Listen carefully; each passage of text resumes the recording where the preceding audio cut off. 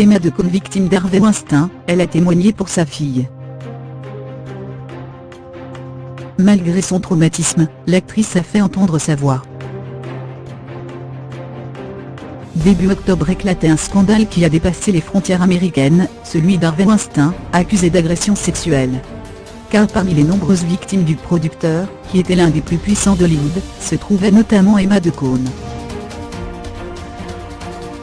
La fille d'Antoine Decaune avait en effet accepté de témoigner pour les besoins d'un article publié dans le New York Times, le 5 octobre 2017.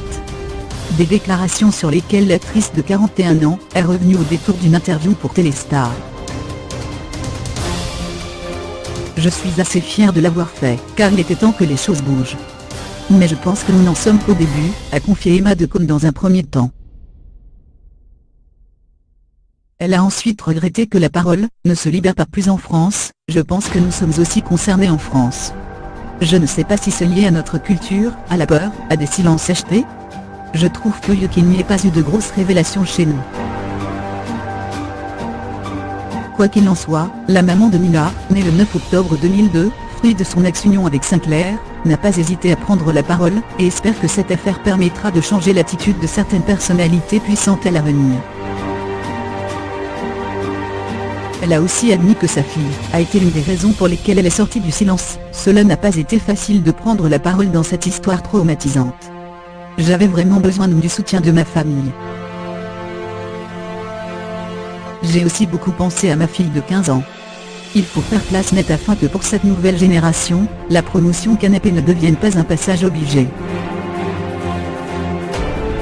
Une terrible rencontre. Pour rappel, Emma Decaune a été victime d'exhibitions sexuelles, comme elle l'a confié à Ronan Farrow, pour le New York Times. C'est en mai 2010 qu'elle a rencontré Harvey Weinstein pour la première fois, lors du Festival de Cannes. Mais ce n'est que quelques mois plus tard, à Paris, que le producteur hollywoodien l'a contacté afin de l'inviter à un déjeuner d'affaires à l'hôtel Ritz, pour lui proposer un rôle féminin fort. Rapidement, il lui explique qu'il s'agira d'une adaptation d'un livre. Et il l'a invité à venir le récupérer dans sa chambre d'hôtel. Réticente dans un premier temps, celle que l'on retrouvera le 9 mars prochain dans la série L'Amnesté, France 2, a fini par accepter sa proposition. Un choix qu'elle a bien vite regretté car, à peine arrivé dans sa suite, Harvey Weinstein a filé dans la salle de bain. Lorsque j'ai raccroché, j'ai entendu l'eau couler sous la douche.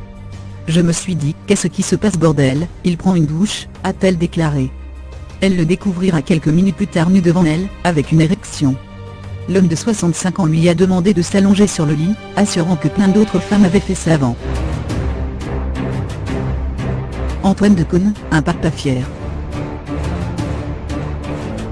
Après lui avoir annoncé qu'elle s'en allait, Harvey Weinstein a paniqué en lui disant que rien ne s'était passé.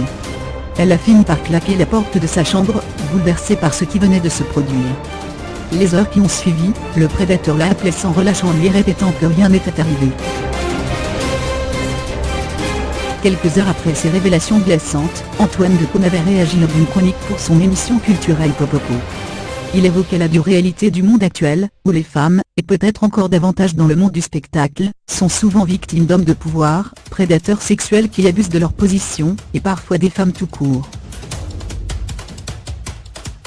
L'animateur de 63 ans s'est ensuite félicité de la révolution qui est actuellement en marche. J'espère que l'exemple de cet aréopage de comédienne aidera à libérer la parole d'autres victimes plus anonymes. Et voilà pourquoi, aujourd'hui, je suis fier d'avoir une fille comme elle.